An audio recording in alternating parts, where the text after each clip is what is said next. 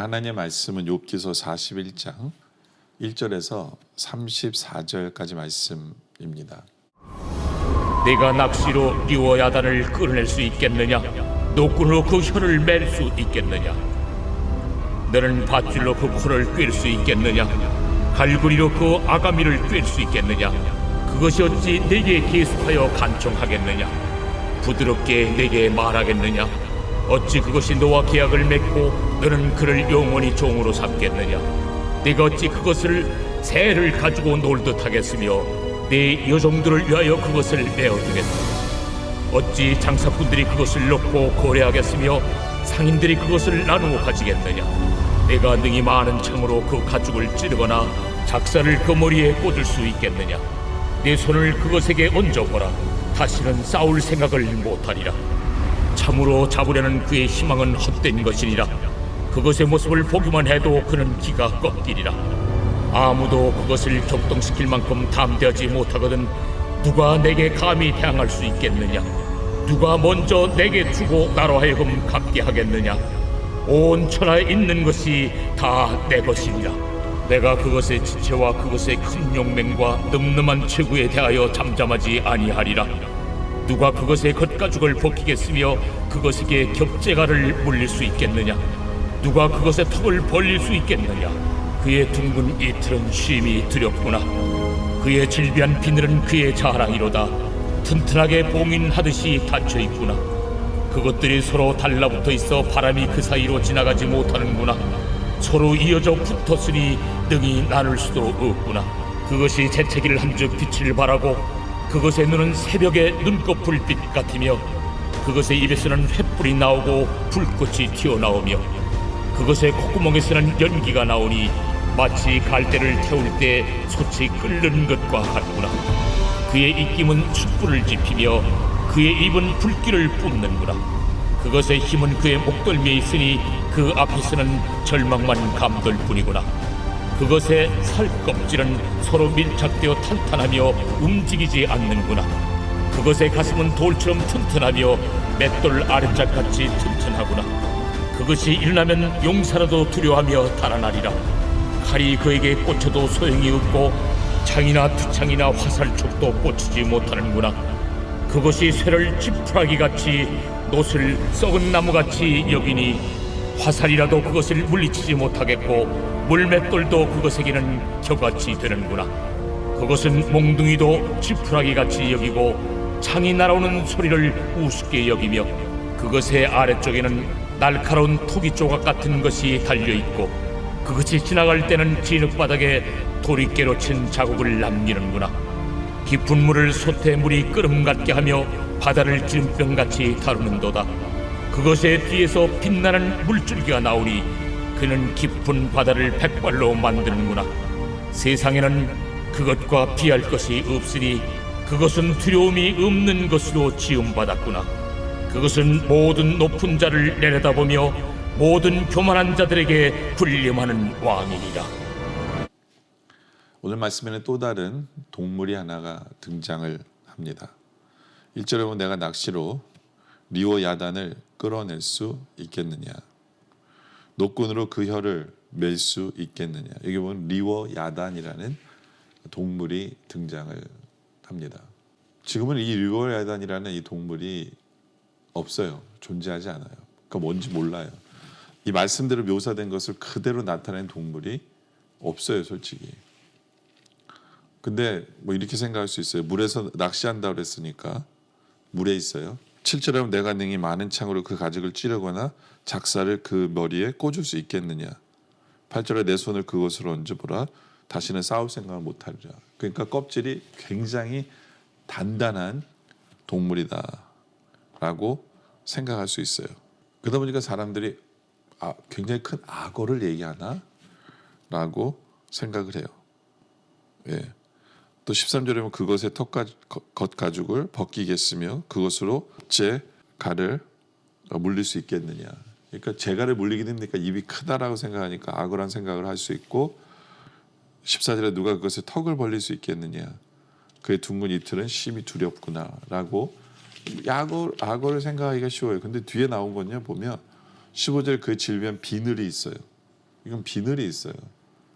가죽이 아니라 비늘이에요. 18절에 그것이 재채기란즉 빛을 발하고 그것의 눈은 새벽의 눈꺼풀 같으며 19절에 그것의 입에는 횃불이 나와요. 불을 뿜어요. 불꽃이 튀어나와요. 예, 그래서 그것의 콧구멍에는 연기가 나오니 마치 갈대를 태울 때 솥이 끓는 것과 같구나. 그렇죠? 불이 나와요. 근데 이제 이게 실제로 불이 나오는 건지 아니면 너무너무 이게 그 힘이 세다는 거를 입의 힘이 세다는 거를 강조하는 건지는 잘 모르죠. 근데 오히려 뭐 이것만 보면 오히려 용처럼 용에 더 가까운 그런 짐승을 생각하게 해요. 근데 하여튼 중요한 것은 지금은 이런 동물이 없어요. 이런 동물이 없어요. 그러다 보니까 뭐 신학자들은 욥이 쓰여진 이때를 공룡이 살았던 시대까지도 생각하는 분들도 있어요. 또 어떤 신학자들은 상징적인 동물이다. 뭐 우리나라에서도 용은 실제로 존재하지 않지만 용이라는 상징적인 동물로 많은 이야기를 하잖아요. 뭐 상징적인 동물을 하나님이 설명하신 것이다라고 얘기할 수 있어요. 근데 이제 중요한 건 이거예요. 하나님은 이 리오야단이라는 이 동물에 대한 얘기를 하면서 말씀하고 싶은 게 뭐냐면, 야, 너희들 이런 동물 하나 니네 마음대로 못하면서 너희들 생각에는 나를 헤아릴 수 있다고 생각하냐? 나를 니네 마음대로 어떻게 할 수 있다고 생각하냐? 이 말씀을 지금 하고 싶으신 거예요.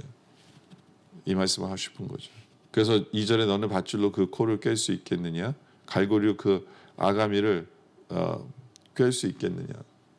그 거대한 동물을 뭐 어떻게 가까이도 못 하는데 뭐 아무것도 제어할 수 없잖아요. 3절에 그것이 어찌 내게 계속하여 하며 간청하겠느냐? 부드럽게 내가 말하겠느냐? 그렇잖아요. 그 동물이 지 멋대로 하지. 우리한테 뭐 제발 이렇게 해주세요. 안 하잖아요. 할 필요도 없고요. 그러면서 4절에 어찌 그것이 너와 계약을 맺고 너는 그를 영원히 종으로 삼을 수 있겠느냐? 종으로 삼는다는 거는 뭐냐면 네 마음대로 움직이게 할 수 있겠느냐? 못한다는 거예요. 하물며 동물마저도 네 마음대로 못하면서 너는 어떻게 나는 내 마음대로 할 수 있다고 착각하는 거냐라고 얘기하시는 거예요. 감히 인간이 어떻게라고 생각할지 모르지만 그런 부분들이 있어요. 인간이. 이게 무슨 얘기냐면 인간이 자기의 생각의 틀을 미리 만들어 놓군요. 하나님을 그 안에 집어넣어요. 그래서 하나님은 이렇게 움직이실 거라고 착각하는 사람들이 있어요. 절대로 그렇지 않다는 거예요. 절대로 그렇지 않다. 우리 하나님은 우리가 생각하는 것보다 훨씬 더 크세요. 우리가 상상할 수 없을 만큼 하나님이 하시는 일을 우리가 상상이 안 돼요. 우리의 생각의 틀에 가둬놓을 수 없어요. 그리고 우리는 그런 생각을 하죠. 내가 기도하면 하나님을 내가 움직일 수 있어. 뭐 하나님이 우리의 기도를 들어주시는 거는 맞아요. 근데 그거는 은혜를 베푸신 거예요. 우리가 하나님을 조종할 수 있다고 착각하면 안 돼요. 그건 말도 안 되는 거죠. 근데 그런 사람들이 있어요. 하나님은 내 뜻대로 행하실 거야. 하나님은 내 편이시기 때문에 하나님은 마치 내가 하나님을 조종할 수 있는 것처럼 착각하는 사람들이 있는데 절대로 아니죠. 절대로 아니에요. 하나님이 우리를 너무너무 사랑하셔서 내 기도를 들어주시지만 우리가 스포일 되면 안 돼요. 기어 올라서는 안 돼요. 기어 올라서는 안 되죠. 우리는 항상 겸손해야 돼요. 하나님께서는 지금 이 거대한 힘의 동물을 말씀하시면서 그것을 말씀하고 싶으신 거예요. 그것을 말씀하고 싶은 거예요. 내가 너의 기도를 들어준다고 해서 네 뜻대로 나를 움직일 수 있다고 생각하지 마라. 네 뜻대로 움직일 수 있다고 생각하지 마라. 그래서 하나님이 5절에 그런 얘기도 하세요. 내가 어찌 그것을 새들 가지고 놀듯 하겠으며 내 여종들을 위하여 그것을 메어 두겠느냐. 네 마음대로 컨트롤할 수 있다 하지도 못하잖아. 넌 동물도 컨트롤 못하면서 하나님은 네가 어떤 네 생각의 틀에서 아니면 네 마음대로 하나님이 이루실 거야라고 생각하는 것 자체가 말이 안 된다라고 하나님께서는 말씀하시는 거죠. 그러면서 17절에 아무도 그것을 격동시킬 만큼 담대하지 못하거든 누가 내게 감히 대항하겠느냐. 이게 하나님 결론이에요. 야, 너는 내가 만든 동물 하나에도 가까이도 못하면서 너는 어떻게 나한테는 그렇게 대항하는 것처럼 할 수 있냐? 뭐가 잘못된 거 아니야? 하나님 그 얘기 하시는 거예요. 하나님의 경외함이 어디 있느냐? 지금 이 얘기를 하고 싶으신 거예요. 네 생각에는 내가 만만하냐? 하나님 이렇게 심하게 얘기하면 뭐 그런 뜻이에요. 동물 하나도 가까이 하지 못하고 두려움에 떨면서 어떻게 너는 나한테는 그렇게 대항하는 듯이 따지듯이 나한테 얘기할 수 있느냐라고 하나님이 말씀하시는 거죠. 우리가 항상 대놓고 그러진 않지만 우리가 하나님의 사랑을 받으면서 좀 기어오르는 부분은 없는지를 좀 생각해 볼 필요는 있어요. 겸손하지 못하고 그러면서 하나님이 11절에 그런 얘기 하세요. 누가 먼저 내게 주고 나로 하여금 갚게 하겠느냐. 온 천하에 있는 것을 다 내 것이라. 무슨 얘기냐면 이 세상의 모든 건 하나님의 것이거든요. 근데 뭐 하나 이렇게 내가 갖고 있는 거 뭐 이렇게 하나님께 드리면서 내가 뭘 대단한 걸 준다라고 착각하는 거예요. 그러지 않다는 거예요. 하나님 걸 내가 주는 것뿐이에요. 하나님이 여기서 강조하는 게 뭐냐면 은혜 개념을 얘기하는 거예요. 은혜 개념을. 내가 가진 모든 것은 다 하나님의 거거든요. 그런데 나로 그것을 쓰게 하신 건 은혜예요. 은혜예요. 근데 은혜도 모르고 나로 쓰게 하셨는데 내가 뭔가를 하나님께 들었다고 해서 내가 뭔가를 하나님께 들을 수 있다고 착각하는 것조차도 말도 안 된다는 거예요. 그러니까 이게 문제라는 거예요. 이게 사람들의 문제라는 거예요. 하나님이 잘해주시면 스포일 돼가지고 기어올라요. 자기가 뭔가 대단한 줄 알아요. 자기가 뭔가를 하나님을 움직일 수 있다고 생각해요. 그걸 하나님 앞에 따질 수 있다고 생각하고, 그리고 더 큰 문제는 내 거라고 생각해요. 하나님의 건데. 그래서 내가 뭔가 대단한 걸 하나님께 해드린다라고 착각하는데 하나님이 그건 아니다라는 거죠. 은혜가 뭔지를 알라는 거예요. 우리가 은혜가 뭔지를 알면 절대로 우리는 교만할 수 없어요. 하나님은 내 기도를 들어주시는 것도 은혜예요. 내가 너무 힘들 때 하나님 너무너무 힘들어요라고 애통하는 것을 들어주시는 것도 은혜예요. 당연한 게 아니에요. 당연한 것처럼 여기면 안 돼요. 은혜다라는 거죠. 은혜다. 바로 제대로 된 은혜 의식 속에 우리가 살아감으로 말미암아 하나님 앞에 기어오르지 않고 하나님의 사랑 속에서 감격하고 감사할 줄 알고, 내가 가진 모든 것은 하나님의 것인데 나에게 주신 것을 은혜로 알고, 내가 너무 힘들 때 애통하는데 그거 들어주시는 것도 은혜로 아는 제대로 된 은혜의 개념 속에 살아가는 우리 모두가 되어주시기를 주님의 이름으로 축원합니다. 기도드리겠습니다. 아버지 하나님 감사합니다. 우리를 너무나도 사랑해 주시며 감사합니다.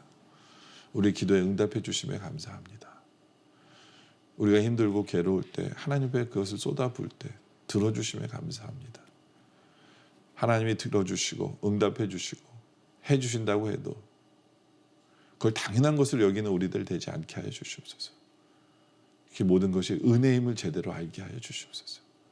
내가 뭔가를 하나님 앞에 들을 수 있는 것도 하나님의 은혜인 것을 제대로 깨달아 이 은혜의 개념 속에 제대로 섬으로 말미암아 하나님을 제대로 섬기며 하나님을 제대로 사랑하며 하나님의 사랑을 제대로 받을 수 있는 우리들 되게 하여 주시옵소서.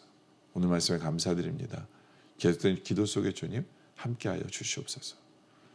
예수님의 이름으로 기도드립니다. 아멘.